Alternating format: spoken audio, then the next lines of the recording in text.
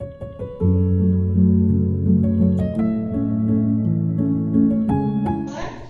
bugün sabahta 3 topqa bölündük. Algırlar, tapqırlar, zirikler bulup 3 topqa böldük. Ballar, endi biz жаңа sabaqni boshlamas burun o'tgan sabaqqa pishiqtov jasab olaylik. O'tgan sabaqni pishiqtovga men bәйге o'yini orqali pishiqtov жүргізсем deb o'tirman. Балдар, мына жерде қазір әр топқа мен сұрақ қоямын. Сол сұраққа біз дұрыс жауап берсек, не істейміз? Ұпай жинаймыз. Яғни бәйгеге жетеміз. Ал балалар, біз үй тапсырмасын қорытындылау үшін, өткен сабақты пысықтау үшін бәйге ойыны арқылы өткен сабақты пысықтайық. Мен қазір сендерге үй тапсырмасын өткен сабақты пысықтау жөніндегі сұрақтар қоямын. Сол сұраққа жылдам жауап береміз. Жарай ма? Жіктік жалғау дегеніміз не? Ал тапқырлар тобы. Адамға қатысты зат есімдерді, яғни кәсібі, мамандығы, туыстық қатынасы туралы білдіретіні атауды жіктік жалғау деп атайды. Тамаша. Тәуелдік жалғау дегеніміз не? Зеректер? Бір заттан екі затқа ауысатын, ол бір кісіге тәуелді екенін білдіретін тәуелдік жалғау. Ол тәуелдік жалғау тек қана зат есімге тән жалғау. Олар үш жаққа бөлінеді. Тамаша. Жіктік жалғаудың қай жалғауында арнайы жалғау жоқ, қай жағында? Ақылдар, үй тапсырмасы бойынша қорытындысын айтайын. Алғырлар алда келе жатыр, екінші зеректер келе жатыр, үшінші тапқырлар келе жатыр. Олай болса балалар, кішкене алға қарай жылжимыз тапқырлар, сабаққа мұқият қатысамыз. Ал балалар, біз жаңа бөлімді бастаймыз. Біздің бөлімнің атауы көлік және жол белгілері. Сабақтың тақырыбы бағдаршам. Оқу мақсаттары. Мәтін мазмұнын түсінуге, нақты ақпараттарды анықтауға бағытталған сұрақтар қарастыру. Оқу мақсаттары сын есімдердің тұлғалық, мағыналық түрлерін анықтау. Бүгінгі біздің жаңа сабағымыздағы құндылықтар тәуелсіздік пен отаншылдық, яғни тәуелсіздік тәтті сөз ғана емес, ұлттық жауапкершілік. Балалар, бүгінгі сабақта негізгі және туынды сын есімдерді анықтай аласыңдар. Мәтін мазмұнын түсінуге, нақты ақпараттарды анықтауға бағытталған сұрақтар құрастырамыз. Мен қазір сендерге ойлану үшін бір жұмбақ жасырамын. Сол жұмбақтың шешуі бүгінгі біздің жаңа сабағымызбен байланысты болады. Мұқият қараймыз. Өзі сөйлей білмейді, бірақ тоқта жүр дейді. Ол бағдаршам. Бағдаршам. Қазір біз дұрыс жауабын көрейік. Тамаша балалар. Біздің бүгінгі жаңа сабағымыз бағдаршам. Балалар, біздің келесі тапсырмамыз топтық жұмыс. Топтық жұмыста кітапқа қараймыз, яғни оқылы мәтін бойынша топтық жұмыс жүргіземіз. Енді әр топқа мынандай тапсырмалар беріледі. Бірінші топқа қараймыз сақтарға. Бірінші топ алғырлар тобы. Мәтінді оқып, ойларыңды ортаға саласыңдар. Екінші тапқырлар тобы. Бағдаршамның тілі мен адамның сөйлеу тілінің арасында ұқсастық бар ма? Үшінші зеректер тобы.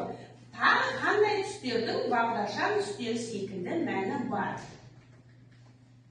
Жылдан осы тапсырманы орындаймыз. Ал балалар, оқылым мәтіні бойынша қай топ дайын екен?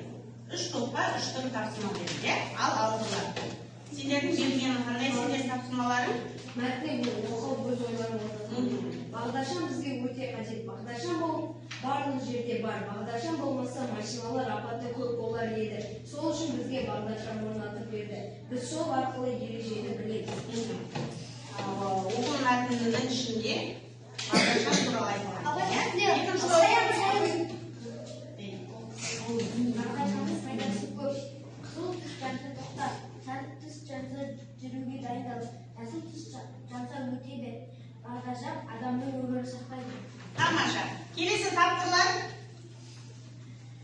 Бағдаршамның тілі мен адамның сөйлеу тілінің арасында ұқсастық бар ма екен? Бұл мысалы адам бізге сөйлеп түсіндіреді, ал бағдаршам іс-қимылмен түсіндіреді. Ол екеуінде ұқсастық жоқ. Тамаша. Келесі үшінші топ деректер. Тағы қандай түстердің бағдаршам түстер секілді мәні бар? Бағдаршам сияқты түстерді секілді мәні бар. Олар ақ түс тазалықты білдіреді, көк түс аспанды білдіреді, қара түс қайғылы мұңды білдіреді. Тамаша. Ал балалар, енді келесі тапсырма грамматикалық тақырыпқа қарайық. Бүгінгі бізде грамматикалық тақырып берген сын есім. Сын есім дегеніміз заттың түрін, түсін, сапасын, салмағын, көлемін білдіретін сөз табының түрі. Сын есім қандай, қай деген сұрақтарға жауап береді. Мысалы, әдемі, ақшыл, ұзын, мейірімді. Міне, барлығы қандай деген сұраққа жауап береді. Сын есім тұлғасына қарай негізгі және туынды деп екі топқа бөлеміз. Негізгі сын есім түбір сөзден болған сын есімді атаймыз. Тек қана түбір күйінде жазылған, қалың, әдемі, келесі туынды сын есім түбір сөзге жұрнақ жалғану арқылы жасалған сөзді туынды сын есім деп атаймыз. Мысалы, өнерлі, саналы деген сияқты. Балалар, енді what платформасы арқылы тапсырманы орындаймыз. Тақтаға қараймыз. Тақтадағы берілген сөздерден негізгі сын есім мен туынды сын есімді табамыз. Қане, таба қоямыз. Ал тапқырлар қай топ көп табады екен, тапқырлар? Екеуді саусақтар туынды сын есім. Келесі, ал, айта бер. Алғылар. Зәулім ғимарат негізгі сын есім. Негізгі сын есім. Келесі, деректер, Ұлжан. Бұлтты аспан туынды сын есім. Туынды сын есім. Келесі, тез-тез айта береміз балалар. Алғылар. Саян. Таза бөлме негізгі сын есім. Таза бөлме негізгі сын есім. Тапқырлар. Нұрболсын. Қалың тоғай негізгі сын есім. Қалың тоғай. Негізгі сын есім дейміз. Келесі, Нұрислам. Биік тау негізгі сын есім. Биік тау, негізгі сын есім. Тамаша. Келесі, Әсемай. Жаңа үй негізгі сын есім. Саян. Ақылды бала туынды сын есім. Еркенов. Тез-тез айтамыз. Үлгілі оқушы туынды сын есім. Туынды сын есім. Келесі, Ұлжан. Шұбартау негізгі сын есім. Шұбартау негізгі сын есім. Нұрболсын. Намысты жігіт туынды сын есім. Туынды сын есім. Нұрислам. Тез-тез айтамыз. Қасиялы періште туынды сөз. Туынды сын есім. Зейнеп. Тарихымызы туынды. Туынды дейді. Келесі, Нұрдана.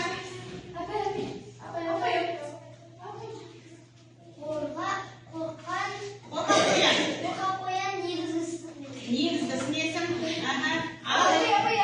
Қарлы қоян туынды сын есім. Туынды сын есім. Келесі, Айжан. Жаңашу ұстаз негізгі есім. Негізгі сын есім. Ал балалар, біз барлығын таптық, қазір қайсы дұрыс, қайсы бұрыс екен анықтаймыз.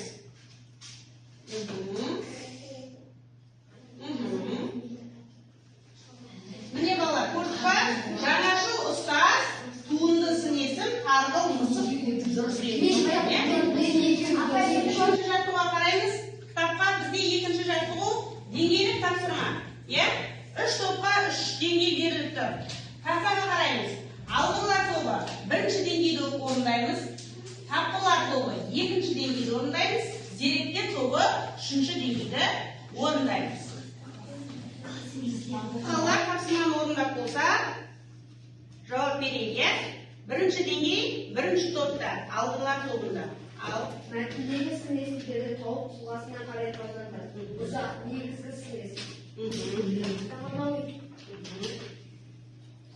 Бана тағы? Алғашқы.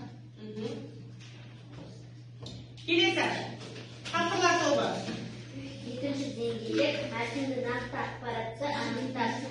Хронологиялық кесте жасайды. Хронологиялық кесте жасайды. 1868 жылы Лондон парламенті орналасқан көше қойылды. 1869 жылы Бағдаршамның шамы жарылып, жақын тұрған полиция сақшысын зақымдаған көрінеді.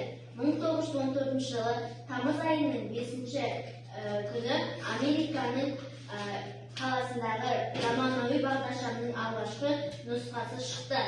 Тамаша. Үшінші деректер тобы, үшінші деңгей. Бағдаршамның пайдасын кластер әдісіне түсіндірілген.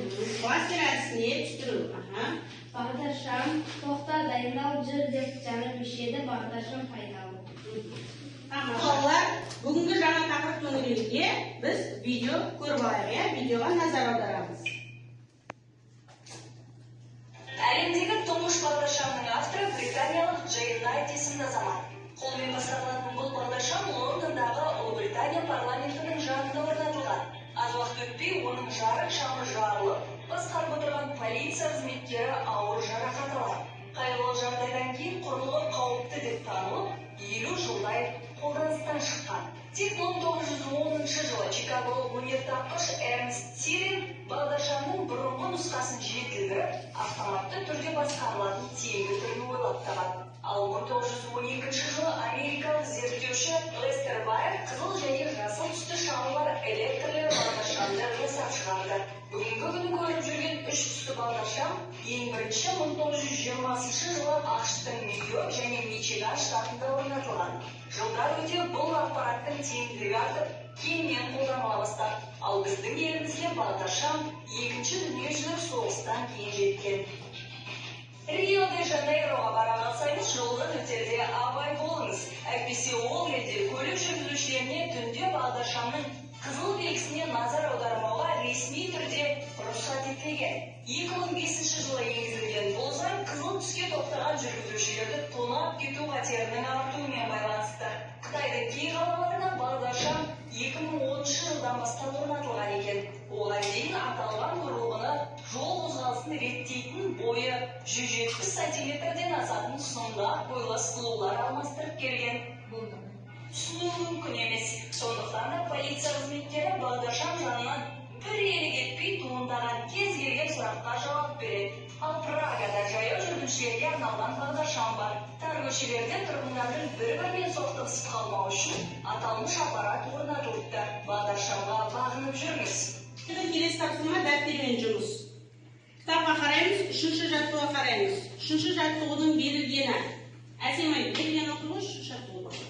Бағдаршам міне балалар, атты жол сақшыларымен кездесу шарасы өтетіні туралы хабарландыру жазылды. Яғни, бұл үшінші жаттығуда хабарландыру жазу. Біз хабарландыру жазған кезде балалар мынау критерийларды есте сақтауымыз керек. Бірінші, іс-шараның басталатын уақыты, екінші, іс-шараның тақырыбы, үшінші, іс-шараға қатысушылар, төртінші, іс-шараның болатын орнын көрсету. Хабарландыру жазу. Ал балалар, біз үшінші жаттығуға дайын болсақ, оқиық, тапсырмамызды. Оқиды, ал. Құрметті жол сақшылары, сіздерге сәрсенбі күні сағат 4:20-да жол бағдаршамының түсіндіру атты кешіне шақырамын. Жол сақшылары жол тәсілімге атындағы орта мектебінің ғимаратында өтеді. Келіңіздер, көріңіздер. Тамаша, ал, Саян. Армысыздар, сағат 4:20-де бағдаршамның пайдасы деген қауіпсіздікке шақырамыз. Болатын орны жол тәсілімге атындағы ғимаратында өтеді. Және оған полицейлер қатысады. Жол сақшылар қатысады. Ал, балалар, бізде келесі тапсырма, төртінші тапсырмаға қараймыз кітапқа. Төртінші тапсырма, ғаламтор мен қосымша әдебиеттерден қызықты ақпараттар жинаңдар. Яғни QR-код әдісі арқылы табамыз, ғаламтор желісінен. Мен алдарыңа әр топқа қойдым? QR беріп қойдым, иә? Осы QR-дан бағдаршам туралы тың деректі не істейміз? Табамыз. Ал балалар QR арқылы жаңа тың деректі оқиық, иә? Ең алғашқы бағдаршам Лондонда шықты. Оны ойлап тапқан Джей Найт есімді азамат. Бірінші бағдаршам қолмен басқарылатын және екі қанатты болды. Біріншісі тоқта дегенді білдірсе, екінші қанат байқап қозғалыңыз дегенді білдірген. Күн батқанда қолшамды қолданып, жасыл қызыл түстерді беріп көліктерді қадағалаған. Тамаша. Ал тапқырлар тобы? 1912 жылы алғашқы электрикалық бағдаршамды ойлап тапқан Лестер Байл ол қызыл және жасыл түстен тұратын екі дөңгелектен құралған, алайда оның бұл туындысы патенттелмеген. Ал үшінші топ? Бағдаршамның несібеті алдымен қызыл, кейін сары, жасыл түс тұрған білесіздер ме? Себебі дихромазия деген ауруға шалдыққан адамдар көшеден қорықпай өту үшін осылай жасалған. Ол ауруға душар болған жандарға түстің әсері өте қатты. Тамаша балалар. Ал балалар, біз бүгінгі жаңа сабағымызды қорытындылау үшін алтын сақа ойыны арқылы бүгінгі жаңа сабағымызды қорытындылаймыз, иә? Әр топқа мен 3 сақа арқылы сұрақ дайындадым. Сол сақаны аша отырып, бүгінгі сабақты қорытындылаймыз. Сұраққа жауап береміз, иә? Ал бірінші топ, қандай топ? Алдырлар тобының сұрақтарын ашамыз. Сын есім дегеніміз не? Заттың құбылысын, сын сипатын, түрі, түсін, сапасын білдіретін сын есім деп айтылады. Сын есім сұрақтары қандай? Келесі. Сын есімнің сұрақтары. Екінші топ қараймыз. Деректер тобы. Сын есім тұлғасына қарай нешеге бөлінеді? Сын есім тұлғасына қарай екіге бөлінеді. Тамаша. Келесі. Негізгі сын есім дегеніміз не? Негізгі сын есім дегеніміз ол жинақ жалғаусыз жалғанатын сын есімді атаймыз. Тек қана түрлі емес аталады. Келесі. Туынды сын есім дегеніміз не? Туынды сын есім дегеніміз ол жинақ жалғауы бар сын есімді атаймыз. Түбір сөзге жұрнақ жауабында туынды сөз шығады, иә? Келесі. Тапқырлар тобына бағдаршамды ең алғашқы кім ойлап тапты? Тапқырлар кім ойлап тапты ең алғашқы? Көмектесеміз? Келесі шуламай жауап береміз. Әкем бізге ақ түсті қуыршақ әкелді. Осының ішінен сын есім табайықшы?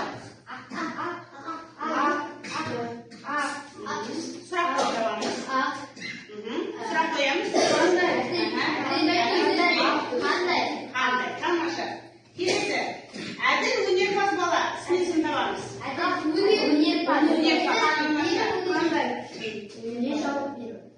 Мен тақтаға торстық рефлексиясы, яғни кері байланыс беріп отырмын, иә? Бұл жерде, яғни жасыл түсті, сары түсті және қызыл түсті.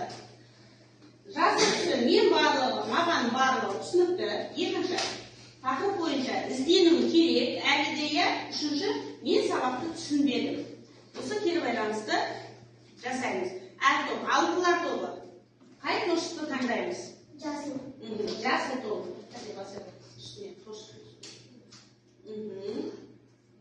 Келесі. Тапқырлар тобы. Жасылды. Келесі. Деректер тобы. Жасыл түсті таңдаймыз. Тамаша балалар. Бүгінгі жаңа сабақ барлығымызға түсінікті болды, иә? Олай болса, балалар үйге тапсырма аламыз. Үйге ережені жаттаймыз және 5-ші жаттығуды орындап келеміз. Бүгінгі сабақты бағалайтын болса, барлығымыз сабаққа жақсы, өте тамаша қатысты.